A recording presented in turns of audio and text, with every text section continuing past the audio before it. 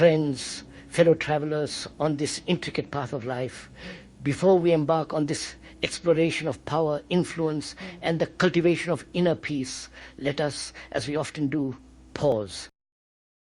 Let us settle into a shared space of mindful inquiry, setting aside the fragmented, preconditioned responses that so often dictate our understanding. Can we, for a moment, attempt to perceive the human problem as a whole, recognizing that each challenge we face is inextricably linked to every other?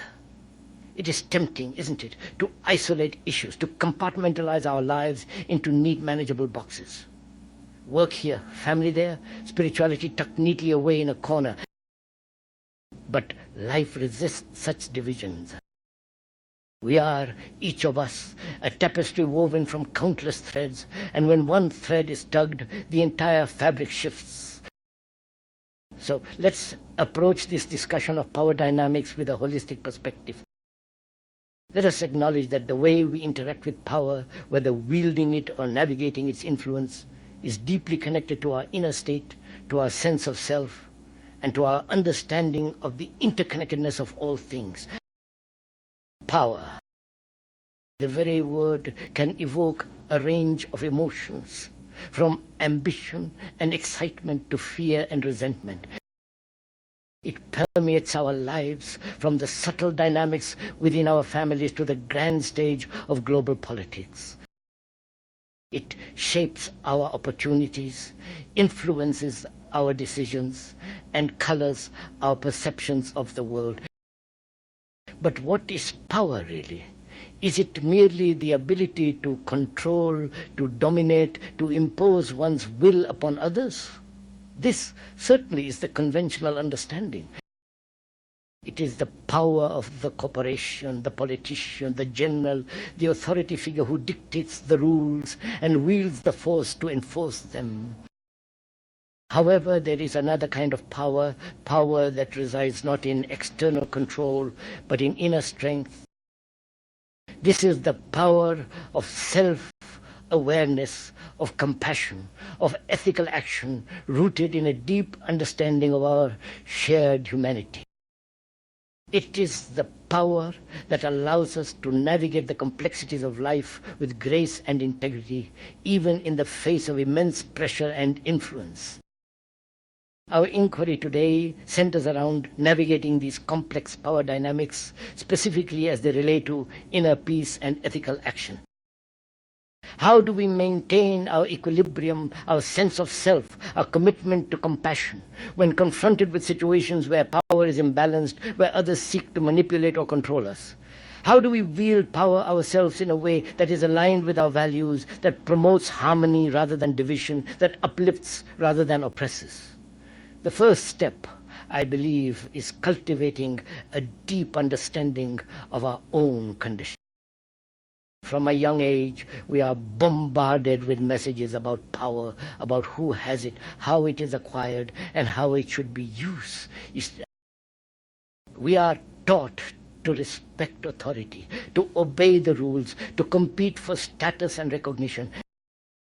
These messages become deeply ingrained, shaping our perceptions and influencing our behaviors, often unconsciously.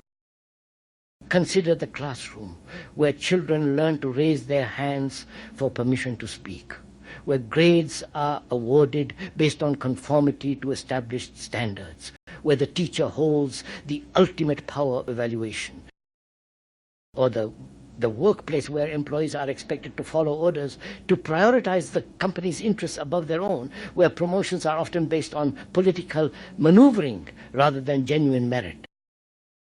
Or the family, where unspoken rules and power imbalances can create patterns of dysfunction that persist for generations. These are just a few examples of the ways in which we are conditioned to accept and participate in power dynamics that may not be healthy or ethical. To truly navigate power with awareness and integrity, we must begin to question these assumptions, to examine the ways in which our own minds have been shaped by these forces. This requires a willingness to confront our own shadows, to acknowledge the ways in which we may have internalized oppressive patterns, to recognize the times when we have sought to exert power over others, even in subtle ways. It is not always a comfortable process, but it is an essential one. For only by understanding our own conditioning can we begin to break free from its influence. As we unpack our conditioning, we must also cultivate the inner resources that will enable us to resist manipulation and maintain our equilibrium in the face of external pressure. Chief among these is self-awareness. The ability to observe our own thoughts, emotions, and reactions without judgment is a powerful tool. When we are aware of our own triggers, our own vulnerabilities, our own tendencies to react in certain ways, we are less likely to be caught off guard by manipulative tactics. Meditation, mindfulness practices, and journaling can be invaluable tools for cultivating self-awareness. By setting aside time each day to simply observe our inner landscape, we can begin to develop a deeper understanding of our own minds and hearts. We can learn to recognize the subtle cues that signal when we are feeling threatened, anxious, or manipulated, and we can develop strategies for responding with greater clarity and intention. Alongside self-awareness, compassion is an essential ingredient for navigating power dynamics with integrity. Compassion is not simply feeling sorry for others. It is a deep recognition of our shared humanity, a visceral understanding that we are all interconnected, that the suffering of one is the suffering of all. When we approach power dynamics with compassion, we are less likely to be motivated by self-interest or the desire for dominance. Instead, we are guided by a genuine concern for the well-being of all involved. We seek to create solutions that are fair, equitable, and beneficial for everyone, even those who may be perceived as our opponents. This does not mean that we should be passive or naive. Compassion does not require us to sacrifice our own needs or to allow ourselves to be exploited. Rather, it empowers us to stand up for what is right, to challenge injustice, and to advocate for those who are marginalized, all while maintaining a spirit of openness and understanding. Furthermore, the cultivation of ethical action is the compass that guides our choices when we are faced with decisions related to power. A deeply held ethical code is not something externally imposed, but is an internal guiding mechanism. This ethical foundation provides a bedrock on which to stand when faced with dilemmas that test our values.